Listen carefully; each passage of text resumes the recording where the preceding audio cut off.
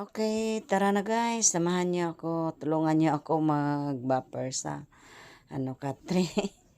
Bubuhatin ko 'yan papunta sa sa doon sa likod ng tinitirahan namin para yung alikabok hindi pumasok sa bahay. Kasi pag dito lang kami magba-buffer, pumasok yung yung mga alikabok sa bahay. Ang ay sobrang alikabok eh. So, kaya ako binuhat. Ayun, ito na. Malapit na ako sa puno ng kahoy. Dito na ako sa likod. Tingnan mo guys, yung kambing ko, hinahabol ako. Akala niya may tinapay ako. Mabigat pa naman yung dinadala ko eh. Di ba guys? Ayun guys, si Digoy na ang nagbuhat yung pangalawa. Yan, kayang-kaya niya yun. Tsaka yung pinakamalaki, yung pangatlo, ay kaming dalawa ang nagbubuhat yan. Yan malaki, pinakamalaki yan. Yan.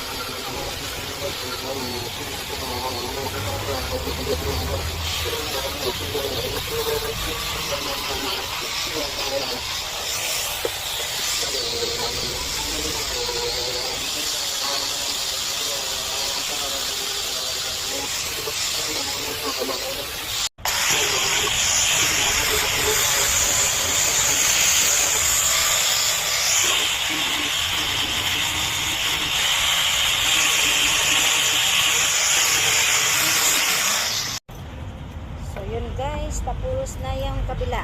Ibaliktad na naman natin.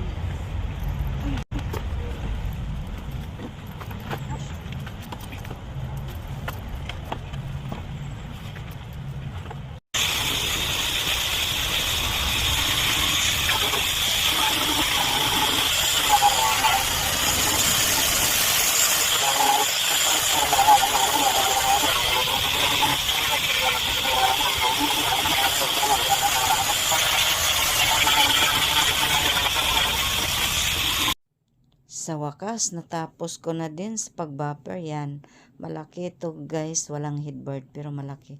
Yan, pumatong pa yung kambing ko. At saka ito naman guys, yung pangalawa, may headboard to. At saka yung pangatlo naman, yung single, ayan, may headboard din. So, yun lang guys.